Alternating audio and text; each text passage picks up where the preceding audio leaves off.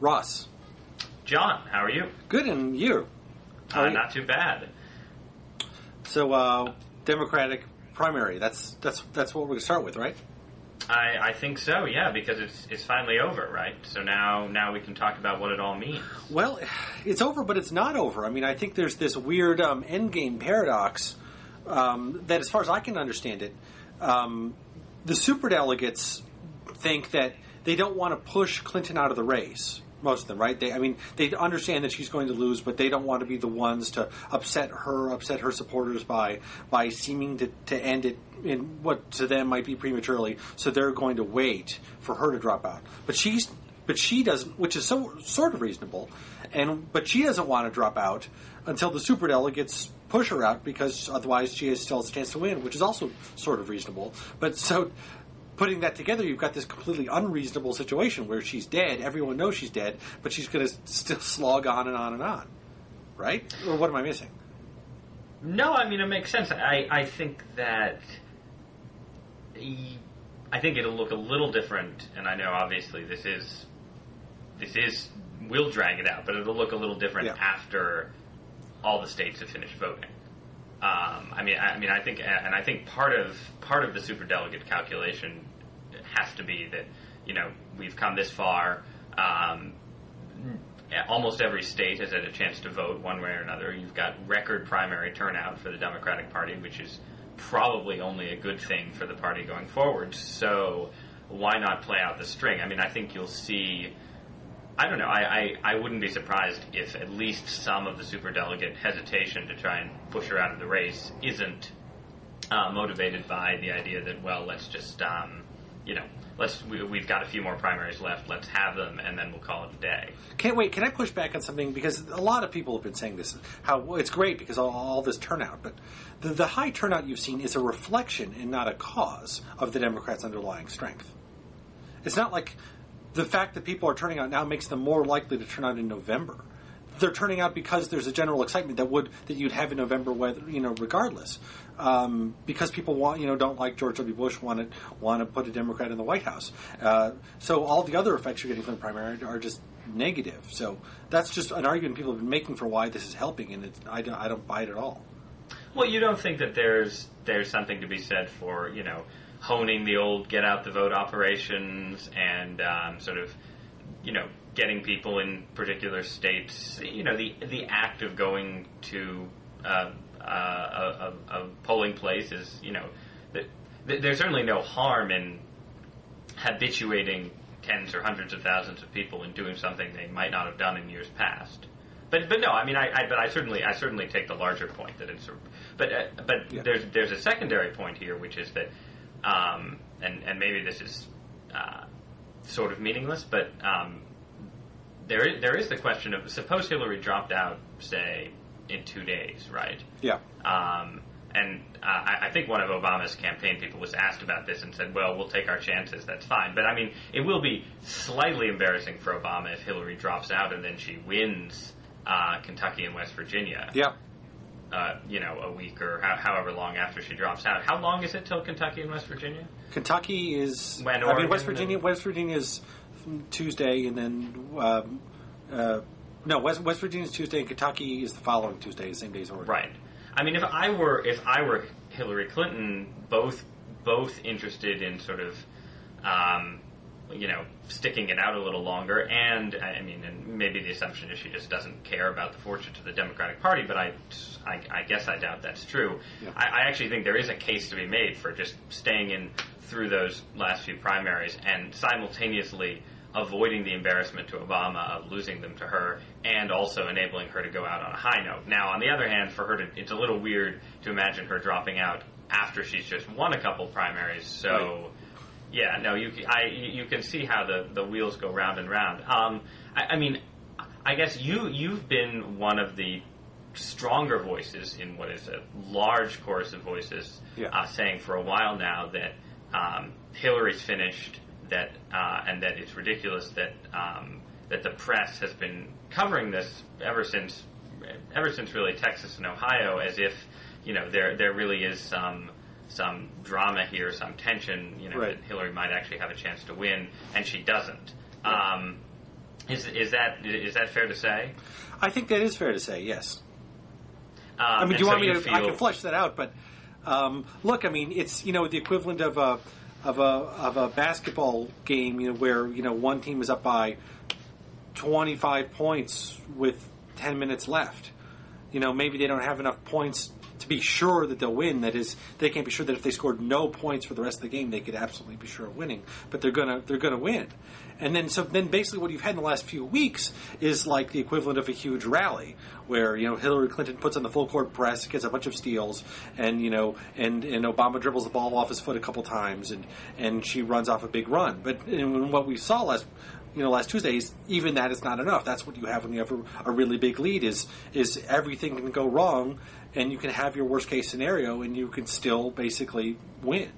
That's what. Although I don't think Obama actually did quite have his worst case scenario. I think one of the reasons that the press, the Tim Russerts of the world, were finally willing to sort of pronounce the race over is that Obama really exceeded expectations, at least slightly, in North Carolina. Right. And it's the first time he's exceeded expectations in one of these big states since he was having that tremendous run.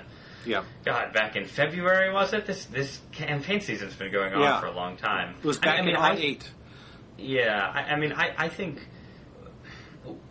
it's been an interesting debate to watch, the debate over whether Hillary should drop out or not, and I just wrote something about it the other day. Yeah. What's interesting to me is that if you had asked me 2 months ago, if you had said, okay, here's the lay of the land, Barack Obama's gonna be in a position where he's mathematically assured of finishing ahead of Hillary Clinton in the delegate count, but he's also more or less mathematically assured of finishing short of the number of delegates needed to clinch the nomination without having 100 or so or however many superdelegates he needs. Right. What happens? I would have said, well, it'll probably go to the convention. And I think that one thing that's been interesting to watch as this has played out is the extent to which I think this is a combination of just sort of the general greater emphasis on democracy in choosing major parties' nominees, and also the extent to which it's been so long since there's been a brokered convention of any kind that it's sort of unimaginable to people. But I find it interesting the extent to which Obama's guarantee of having a lead has been translated into, since he has a lead, for the superdelegates to vote for Hillary, that would be overturning. This is Nancy Pelosi's word, overturning the results of the primary campaign and so on. And it's interesting because, of course, the whole design of the system seemingly is, to give superdelegates this strong voice and this capacity to, take an election that, is sure, Obama is slightly ahead in the delegate count, but I think we all recognize that that's at least partially just an artifact of, the way the system's set up, and it's possible to imagine another system where Hillary was ahead in the delegate count. There isn't some... It's that's not true. As if there's just it would probably be a less fair plebiscite system, but yes. Well, right, the Republican... But... So anyway, I don't have any big... he's got more votes, point. so... he's got more votes, so he should have more delegates. He has more votes, yes. And which is why why I think this last primary twofer was a turning point for Hillary, because I think it was the moment when it really became completely mathematically impossible for her to get a majority in the popular vote. But if you look back to 1976 or the last time there was sort of a convention battle, and it was Ronald Reagan and Gerald Ford. Gerald Ford had a majority of delegates, and he had a majority of votes, and he'd won almost all the primary states, not almost all, but a large majority of the primary states. Reagan had done better in caucus states, but nonetheless, Reagan took the fight to the convention and almost prevailed. Yeah. And obviously, the system has changed a lot, and I don't think there's any mystery why there's a much greater emphasis placed on, having a majority of votes and having a majority of delegates. I just think it's interesting to see, because it isn't really, the design of the system is still, it's still not sort of an attempt to be purely democratic by any stretch. Right. Yeah, and I agree with you that I don't have any principled objection to superdelegates picking the candidate who finishes behind in the pledge delegates. I don't have any principled problem with that at all. But I think the reality is that I don't really see the superdelegates acting out of that calculation. And look at the way it's really playing out, which that Clinton started off with 100 superdelegates in the bag before the race began. Right. Most of the, where basically you have this unusual situation where someone was where with the Clintons were the head of the Democratic Party for 8 years, built up relationships and chits with every important Democrat in the entire country. And look, when one of those people went against them, like Bill Richardson, they don't say, "Well, Bill, as long as you're exercising your independent judgment, that's fine." They say, "No, you're a Judas. You owe your vote to us." So they're not even pretending that they think the superdelegates should be exercising a dispassionate judgment. So if you had the results of the primaries and the caucuses contravened by a process that was heavily determined by this kind of relationships and connections and people feeling they owed it, then that would be a little bit disturbing. Right. It just wouldn't have been disturbing at all. I mean, or maybe it would have been disturbing, but nobody would have batted an eye at it 40 years ago. I mean, I think that there is, there used to be a real sense that the horse trading and arm twisting and favor swapping was part of the process of picking a nominee, and obviously it still is, behind the scenes and in fundraising and endorsements and all of that. But I think that in this election we see the extent to which, I think one of the lessons of this election is actually how, if there isn't going to be a brokered convention this year, it's hard to see how there ever would be one. I guess the answer would be you'd need three candidates. You'd need John Edwards to have. Be hanging on to 600 delegates, and then the question is, well, which way do Edwards delegates break? And I'd add one other point, which is that if this year it was Edwards versus Obama, and Edwards was in the Clinton position, which wouldn't be unimaginable at all, and Edwards won with the superdelegates, I don't think that would be a big problem, because Edwards doesn't have the ability to leverage and pressure the superdelegates to get them to pick him, whether or not it's in their judgment. But that's the paradox, because my initial assumption was that precisely because the Clintons are so good at, or at least in theory, at leveraging and arm twisting and so on, I was like, well, if it's close going into the convention, the Clintons will take it. But in fact, it seems like it's the opposite has happened. Precisely, it's close. Therefore, they can't twist arms, because that would, and well, they are twisting arms. So basically, they started twisting arms more than a year ago, and they got all the low hanging fruit. They got the ones whose arms could be twisted. Right. So. Yeah. Well, so he'll, but now it's true. It just sort of limps on. But there is. The Clinton campaign has said, that this won't go past June 15th. Is that what somebody said? Terry yesterday? McAuliffe said something like that. Right, and here we are. Well, if that's the case, then I do think we're looking at a situation where, you're going to have the rest of the primaries, and then she's going to drop out. It's very hard. If nothing else, the Clintons have to be realists, and you're not going to go to the convention knowing that you're gonna lose. But why go on through the rest of the primaries? But what is her goal? I don't completely. I've heard various theories about her goals. Some of which, the ones that make the most sense, unfortunately, are the ones that are the most that are the most cynical, and where she wants to go on because she's essentially making a case for herself for 2012, right? Or she's doing it for financial purposes, where she's so deeply in debt to her own campaign, she needs to either A, raise money to basically keep herself from losing money on her campaign, or B, have leverage to pressure Obama to agree to help retire her debt for her. Right. Which basically would make her campaign a kind of protection racket. That seems to me highly implausible, only because it seems to me that, yes, they may be deeply in debt, but if there's anything that we've learned from, the revelations about the Clintons' financials over the past 8 years, is that I don't think they'll have any trouble making that money back over the next 4 to 6 years. And in fact, I don't know that many people who are that rich. I don't really know anyone who's that rich, but they don't usually say, well, I'll just make it back. Who cares if I lost $10 million? I can always earn it back. That doesn't seem to be their attitude. They always want more money. Well, if you were the Obama campaign, would you offer to pick up their debt?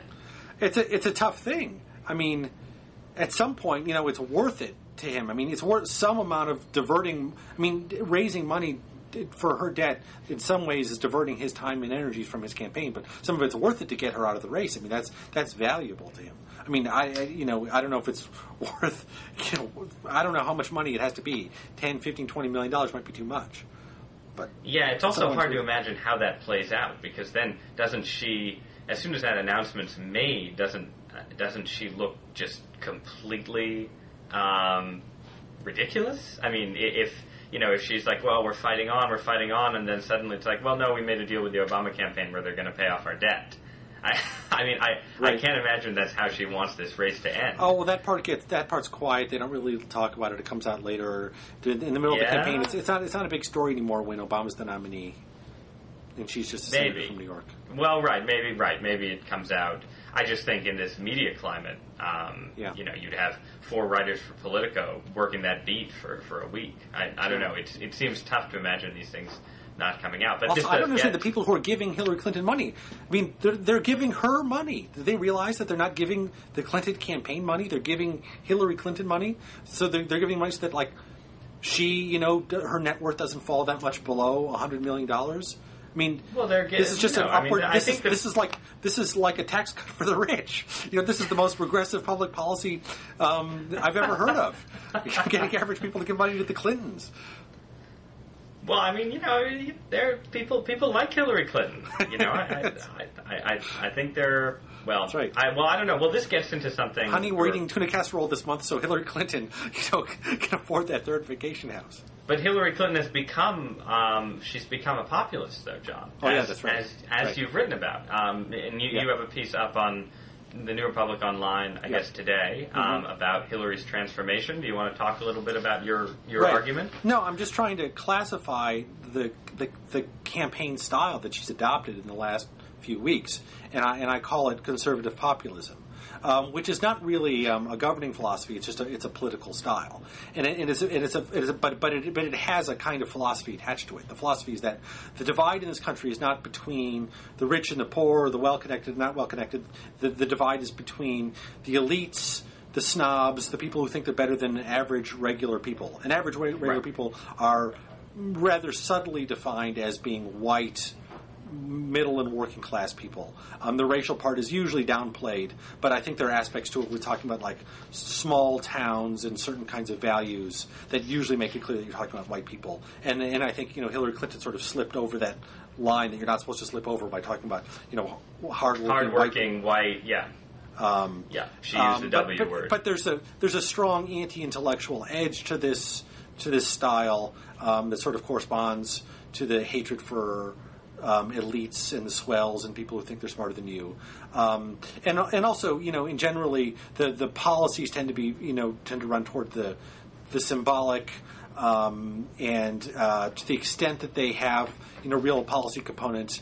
Like the gas tax, I think is a good example of something that like even the proponents don't really believe is true, but it's just a way of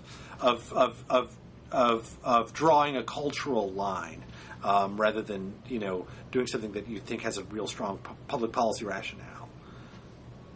So, have at it. Yeah, but couldn't this be? I mean, you could argue. Well, all right. There are two separate arguments. First argument, you make the distinction between conservative populism and liberal populism, and you say, liberal populism says, roughly speaking, that there's a divide in this country. It's a divide between the haves and the have-nots. Government should be arrayed on the side of the have-nots. Right. And to be fair to Hillary Clinton, in the course of her transformation into whiskey shooting, NASCAR loving, ordinary people hugging conservative populist, it's not as if she's. I mean, obviously, like the use of the gas tax does represent something of a shift from the rest of her policy substance, but it's not as if overall she's abandoned her liberal policy substance. No, that's right, not at all. I think you could argue that there is a case to be made, and obviously it hasn't worked out for her in this election cycle, but that the marriage of conservative populist rhetoric to liberal populist substance could be an incredibly potent political combination. So you go around, bashing the swells and the elites while simultaneously, demanding universal health care and so on. I think it's sort of taking it actually represents a highly rational response to the Thomas Frank "What's the matter with Kansas" thesis. Frank himself says, well, conservatives are distracting working class voters with all these phony culture war appeals. So what liberals need to do is, double down on economic populism. But maybe it seems to me that a much more logical reading of the Frank thesis is that you ought to double down on economic populism and you ought to swipe some cultural populism from the conservatives, and that seems to be what Hillary's doing. No, that's right. I mean, I think that's right. I'm certainly not saying it's ineffective. It's helped her. I mean, my main point is that I think it's disgusting. I realize you're shifting the conversation in a slightly different direction, and I agree. There's really, but there's.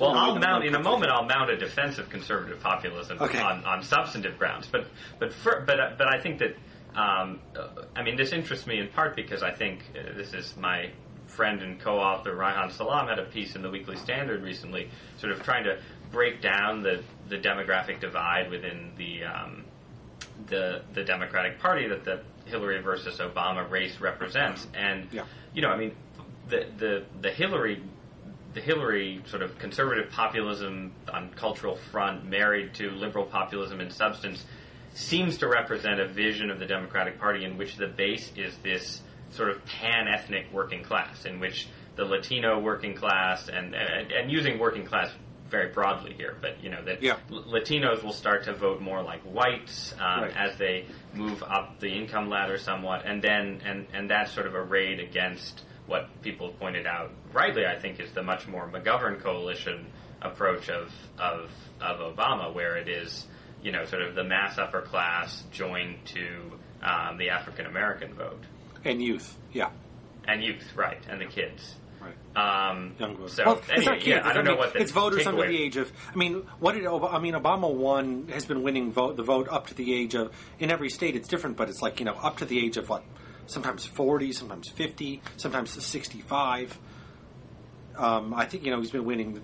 He's been getting crushed among people over 65, but youth just compared to senior citizens. We're not talking about kids. We're talking about young adults and middle-aged people in many cases. Just people who aren't old. Right, and what I think, he's super strong among voters under 30, but he's still reasonably strong. He just gets destroyed among the very old.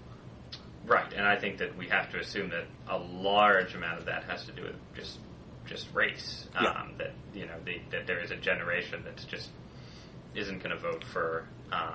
Or is extremely reluctant, let's put it that way, to vote for a black man for president. But I think what that also suggests is that, and this was partially Raihan's point, is that the Hillary coalition is a very politically potent coalition, but it is probably ultimately more a coalition for the Republican Party than for the Democratic Party, just because.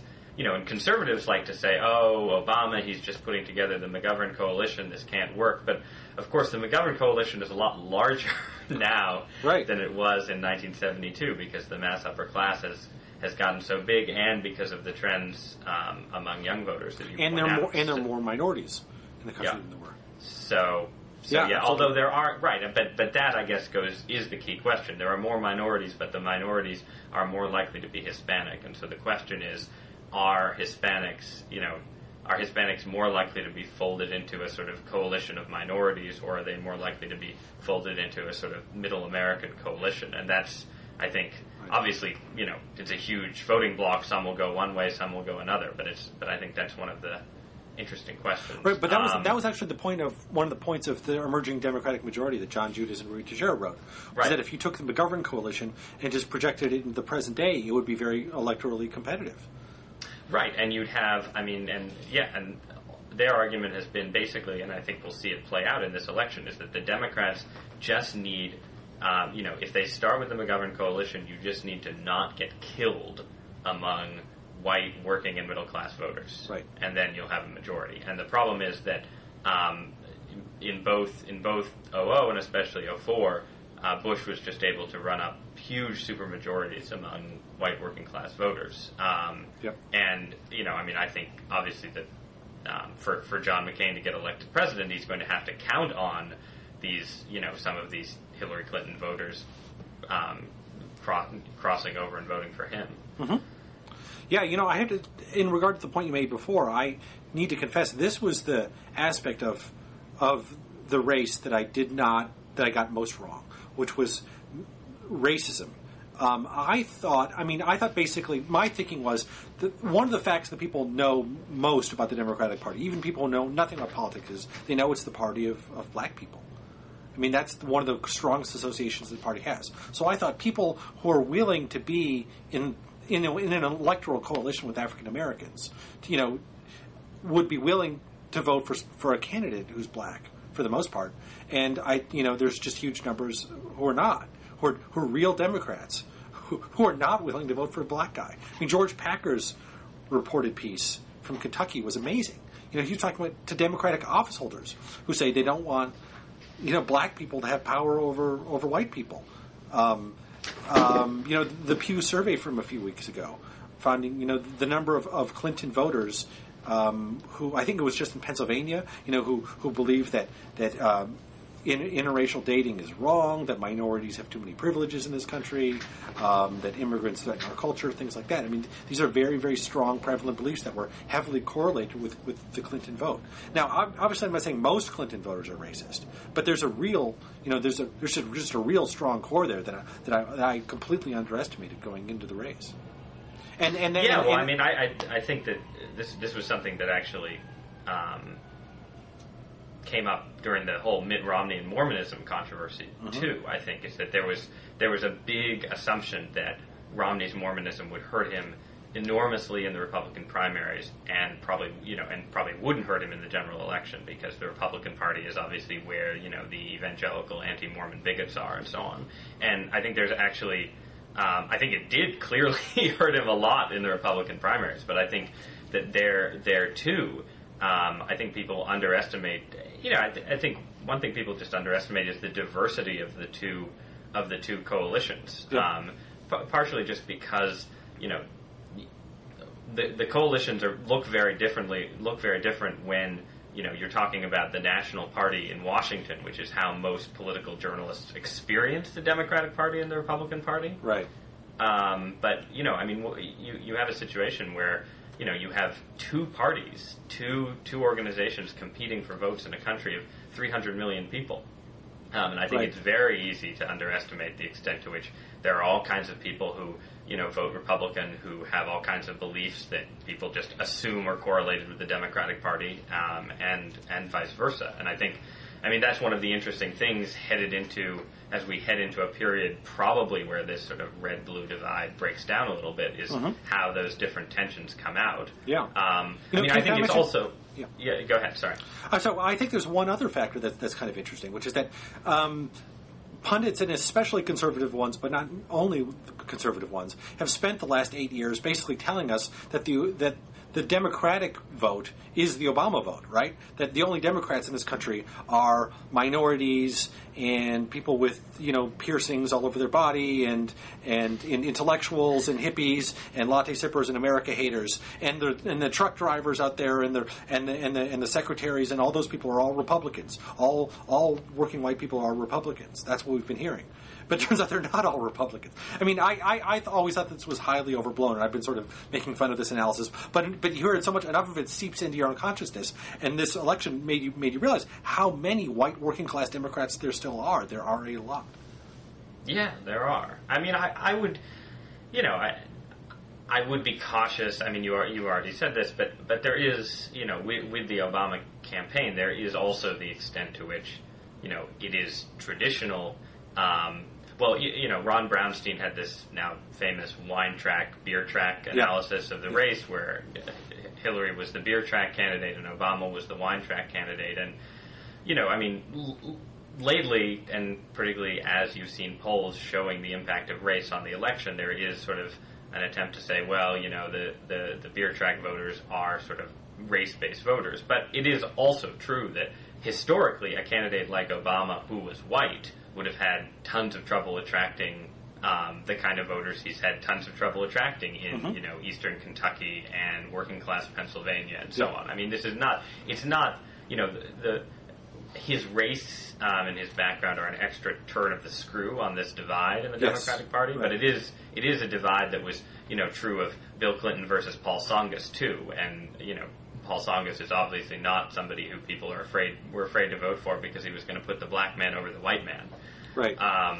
And there are, and I mean, I always, I do think too that the whole Jeremiah Wright controversy is at least as much about sort of issues of patriotism and sort of and that whole cluster of issues, anti-Americanism and so on, that are sort of traditional non-racial issues in this mix, as it is about race per se.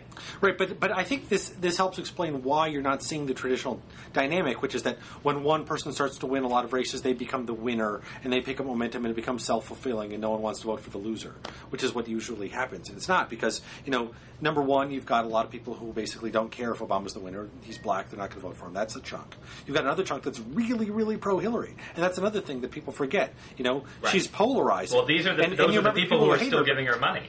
People who are literally giving not her campaign money. They think they're giving her campaign money. They're giving her money. But yeah, no, that's right. I mean, I just read some of the comments to my column.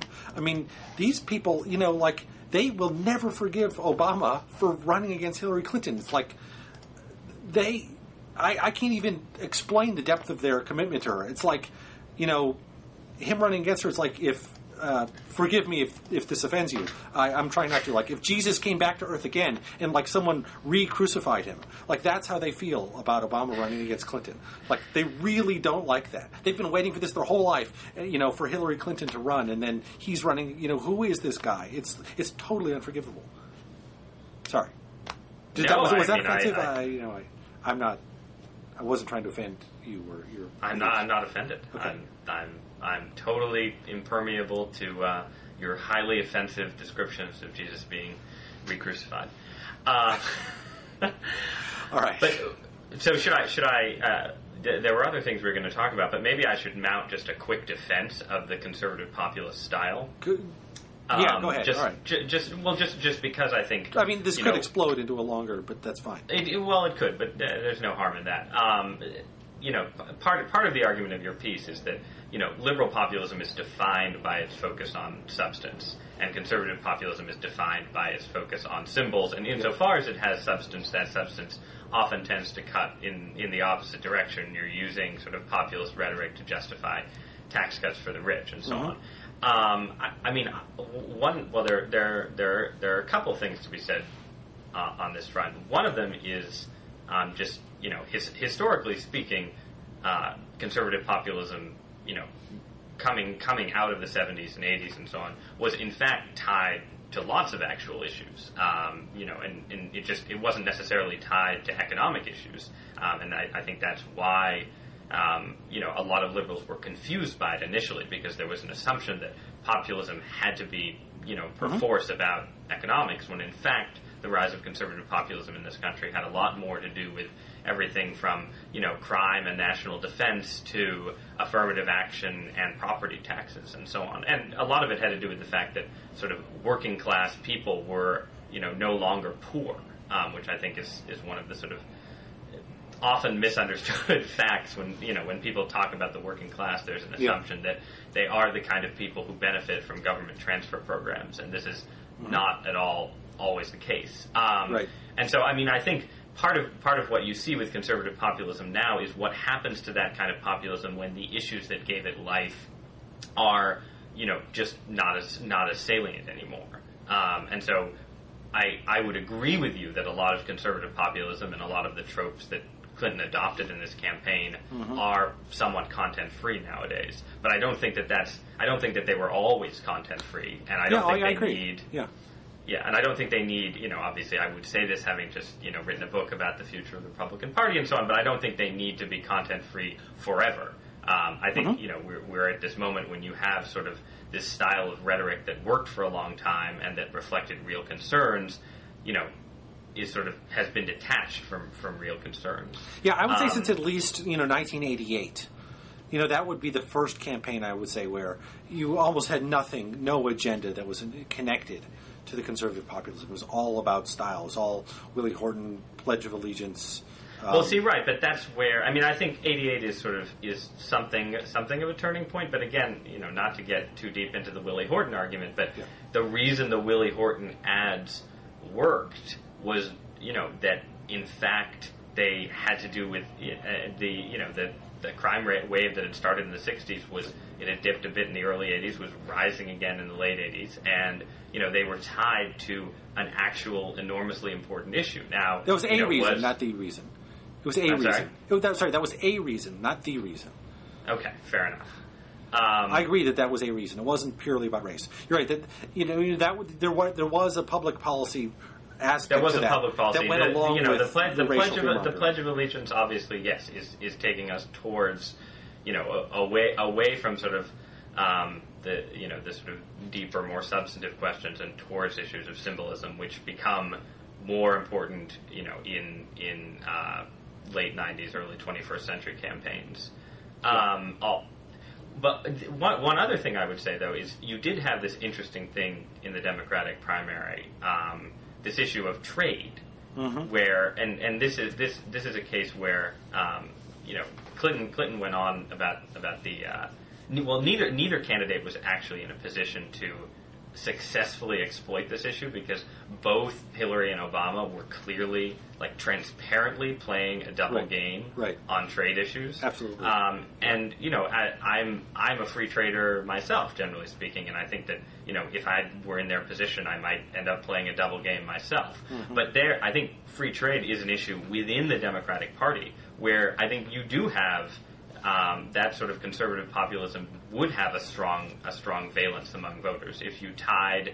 It is a case where the elites of the Democratic Party believe one thing and the base of the Democratic Party believes another thing, and a lot of this has to do with issues of culture and issues that have to do with who benefits from globalization and so on. Right. Well, there's that, and I would add two other things though. Number one, the scholarly consensus for free trade has weakened significantly since NAFTA passed. Especially in the center left, people are much less confident about the benefits of trade and much more aware of the costs. And whenever people were touting trade in the 90s, there was always this assumption that you could have like a Pareto optimal outcome, as they say, where basically the losers would be compensated, but sort of ignoring the fact that politically never really happened. So you did have more of a straight trade-off where a lot of the manufacturing workers just lost, period, and weren't compensated. So number one, and I forgot number two.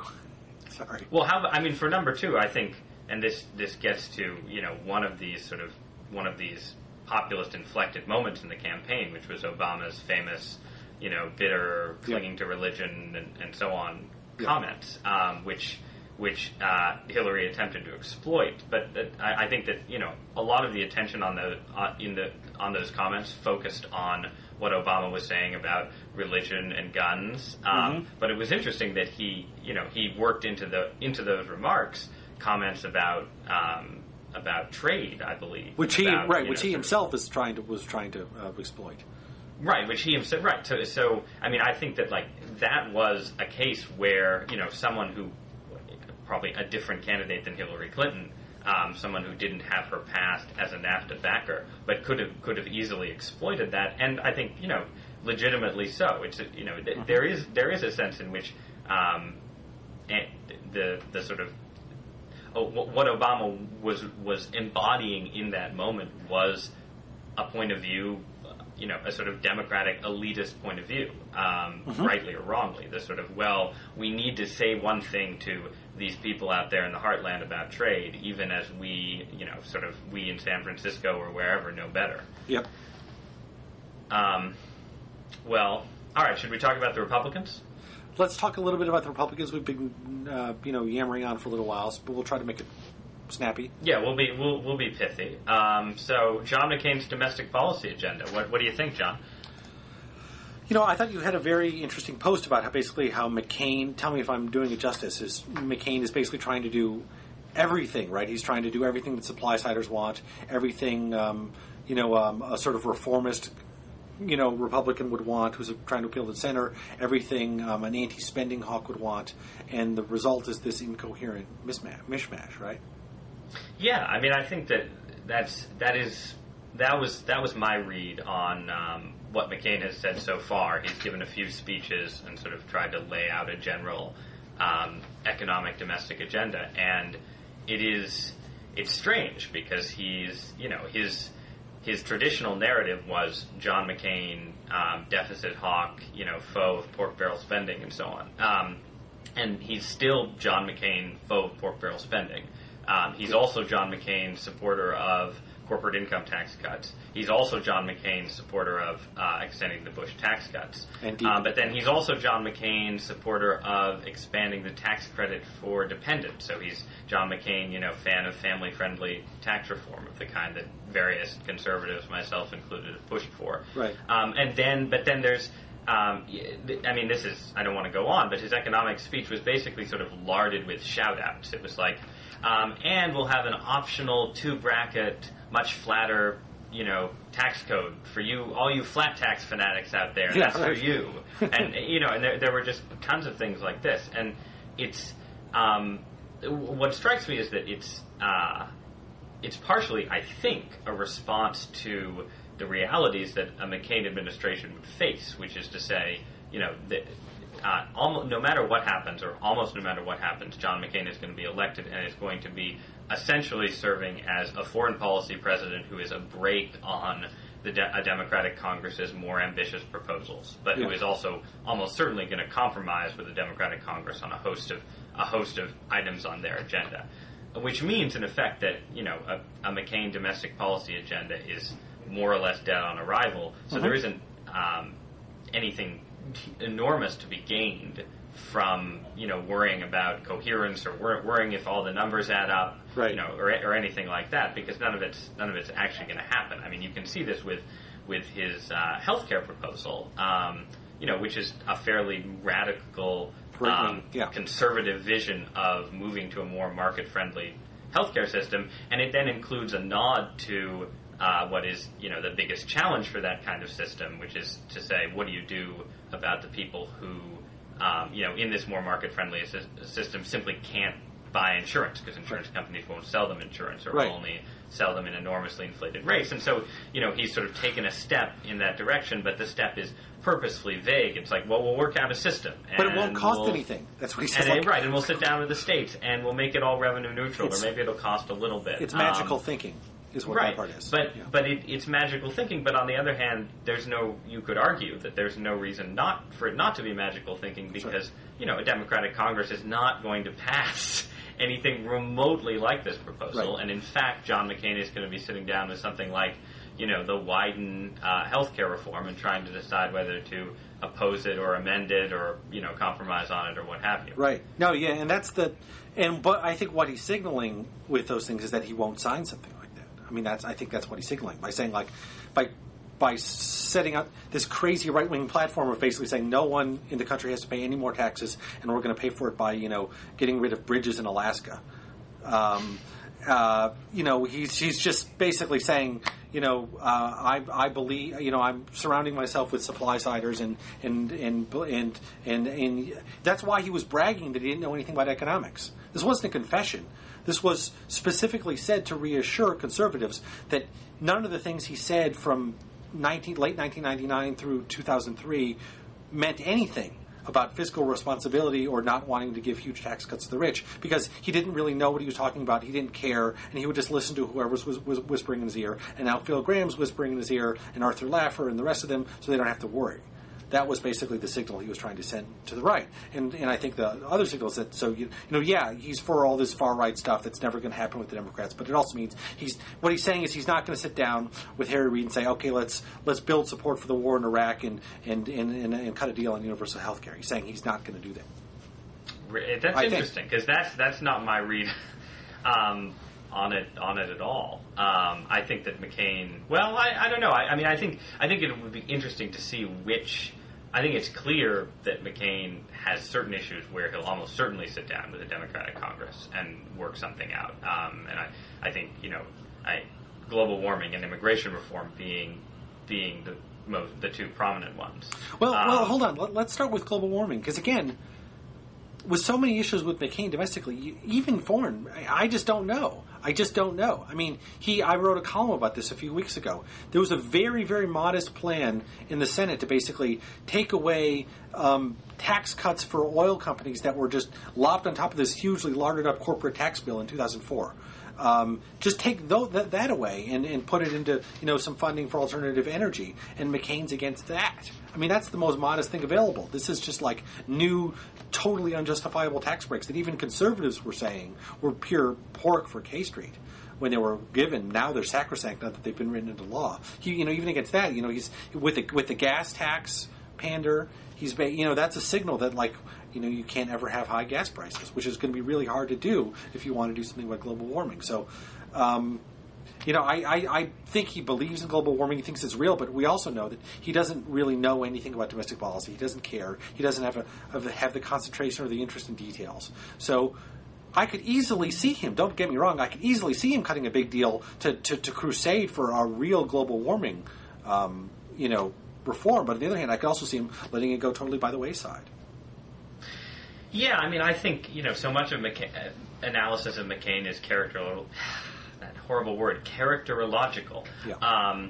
But I guess that's sort of how I tend to view this. I mean, my assumption is what we know about McCain is that, yes, we know that, in certain situations, particularly over the last couple of years, he's willing to, pander to a certain set of conservatives in order to win the nomination. But over the course of his career, McCain has delighted in defining himself, by his ability to reach across party lines, and so on. And I think, you can see it already happening on immigration, where, he sort of played this chastened role during the Republican primary season and, talked about having heard the people and gotten the message, and they were going to secure the border first, and so on. And now he's the nominee, and he's back to talking about the need for comprehensive immigration reform. I mean, I agree. I don't know how it'll play out on an issue by issue basis. I certainly, for purely political reasons, he needs some issues where he makes a stand and vetoes stuff and so on. Mm-hmm. But foreign policy is so important to both his own conception of himself and to what his presidency will be able to accomplish that I don't know which issues it'll be, but I think there'll be a lot of moments in a McCain presidency where he's where he's cutting deals. And I think the issues, I mean, my concern, and this is something I've said ad nauseum, but I'll say it again, is that from the point of view of the Republican future, the issues on which McCain seems most likely to cut a deal are not, to my mind, the issues where somebody trying to rebuild the Republican brand ought to be cutting a deal. Mm-hmm. So, cutting a deal on immigration reform, I think, makes a lot less sense than cutting a deal on health care. Mm-hmm. But I think McCain is much more likely to cut a deal on immigration than on health care, and so on. Yep.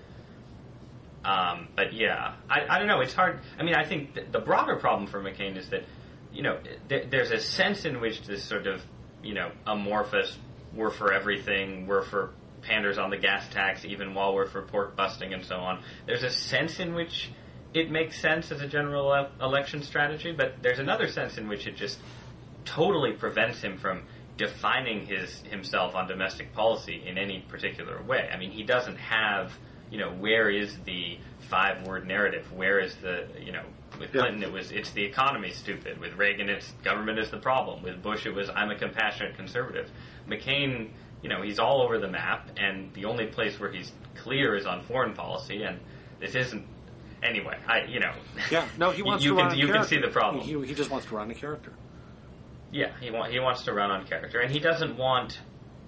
It seems like he would be content to be the last Republican president of this long conservative era, rather than having real interest in sort of in being the first conservative of a new era. But that's right. that's my sense at the moment. Right. He's not going to be reading your book. He's not going to be reading my book. Well, no, I mean, yeah, maybe. Who knows? Okay, maybe somebody close to him will be. Maybe someone will read it and summarize it for him. It's just, I mean, I'm not saying he's dumb. He's just not. He's not interested in domestic policy.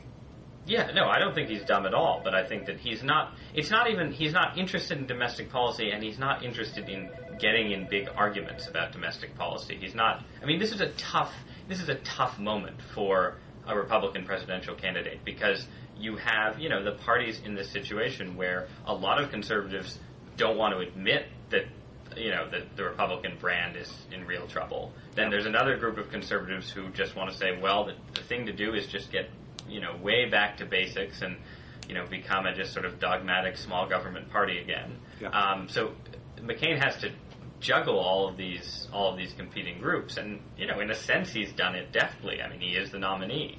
Yeah. But it's not.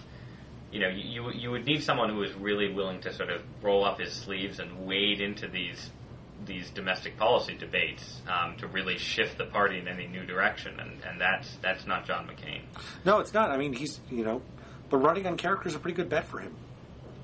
He's got a great story to tell. It's and there's a lot about Obama that you can that you can exploit from his race and his associations, the right stuff. It's all out there.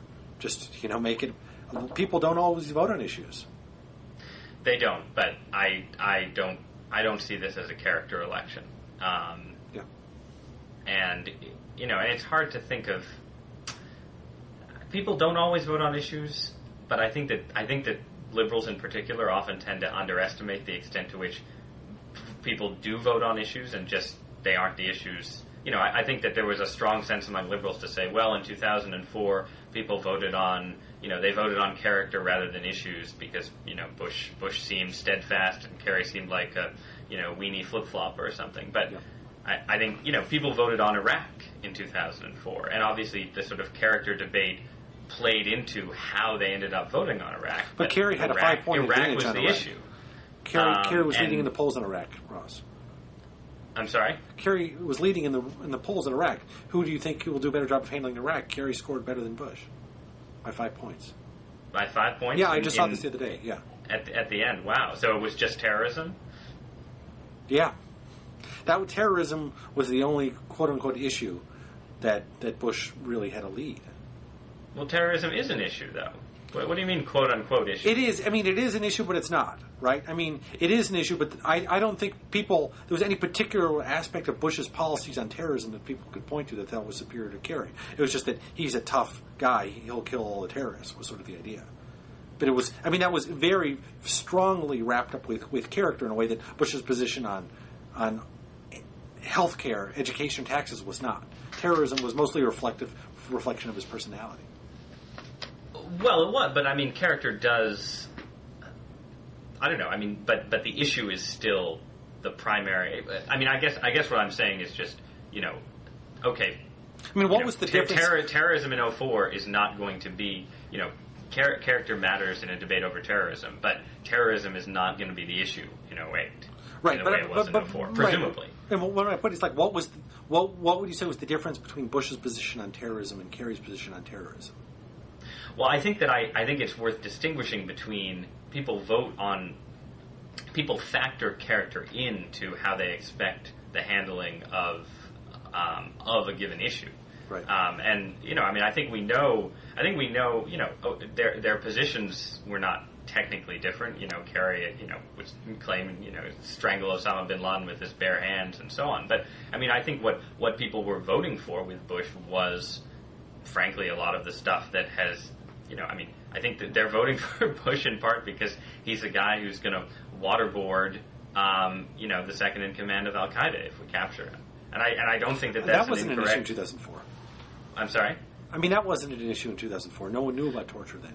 No one. But see, this is no one was arguing about waterboarding as waterboarding in 2004. But I think that is the practical distinction that. If you want to get down to what were people thinking when they were thinking issues of character, they're thinking, who's the guy who's going to be, one, more likely to be proactive than not, that Iraq may be a mess, but it's better to be proactive against terrorism than not.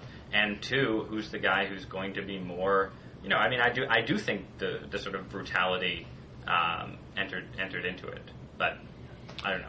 Yeah, to some extent. I mean, I think we mostly agree. I think it was a characterological assessment. I mean, when I talk about issue, I usually think that there's some kind of public policy difference between them. That's what I usually define as an issue. And if there's not, then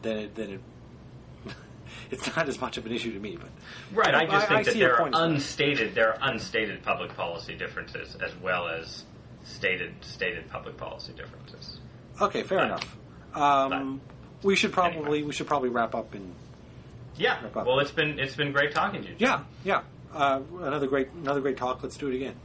All right. Sounds good. Okay, Ross.